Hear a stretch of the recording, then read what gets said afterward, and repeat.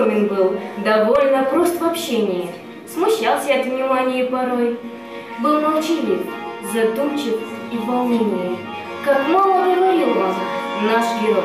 И все это об Ахмете Хамиевиче Бокове, ингушском писателе и драматурге, человеке с огромной любовью, воспевавшем в своих произведениях родной край, его прошлое и настоящее, свою малую родину Сагапши, где родился и вырос. Ахмет Боков, пожалуй, один из самых известных писателей республики, самый яркий представитель родного села.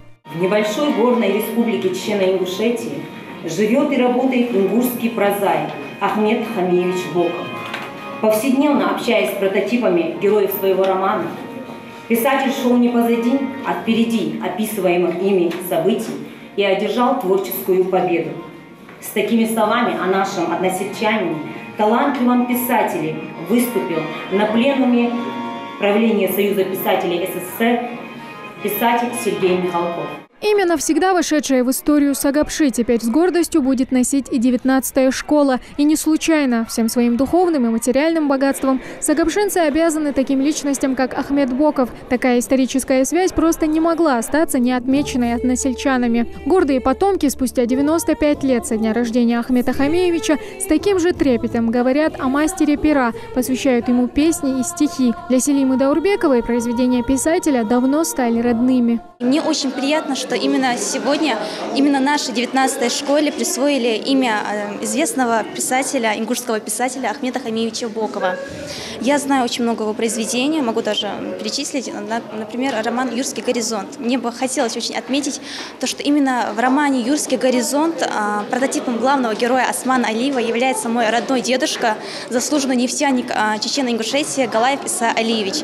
И мне очень приятно, что именно прототипом он взял моего дедушка. «Багровые зори», «Сыновья Беки», «Трудный путь» и первый сборник его прозаических произведений «Райхант». В каждом произведении он с большим трепетом описывал природу, быт и трудолюбие жителей Сагапши. Любовь к литературе, впитанная, если не с молоком матери, то точно со школьной скамьи. Одноименная повесть из последнего сборника, кстати, написанная больше 50 лет назад, не теряет своей актуальности и по сей день. Герои произведения оживают перед зрителями. Сценку об имени ребенка, которую нельзя называть из уважения, вызывает улыбки у зрителей.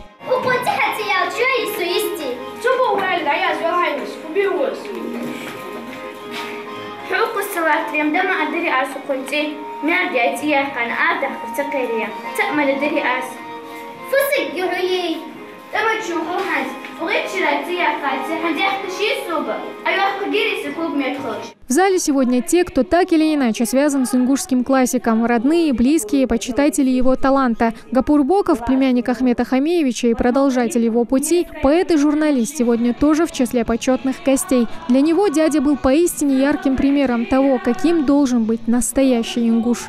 Более интеллигентного, более мягкого и более доброго человека я не встречал, не потому, что он мой родственник, и не потому, что я его как-то близко знал, а потому, что он по натуре был такой. Он родился таким. И, видимо, только поэтому и стал таким писателем, народным писателем. Говорил с людьми, с читателем на таком прекрасном языке.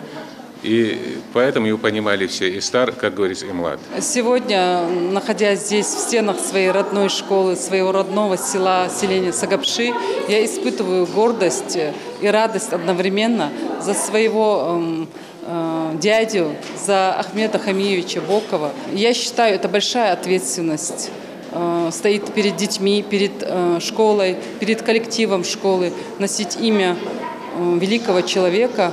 На счету Ахмеда Бокова множество наград и званий. Орден Дружбы за заслуги в области культуры и искусства и за многолетнюю плодотворную работу так и не нашел своего героя при жизни. Указ президента о награждении вышел через 2 дня после смерти писателя в апреле 2006 года. В 19-й школе отдать дань памяти ингушскому классику лелеяли много лет, но претворить ее в жизнь удалось только спустя 13 лет после его смерти. 4 года назад, когда отмечали 90-летие Ахмеда Бокова, мы обратились с ходатайством о присвоении нашей школе имени вот этого замечательного писателя Ахмеда Хамиевича Бокова.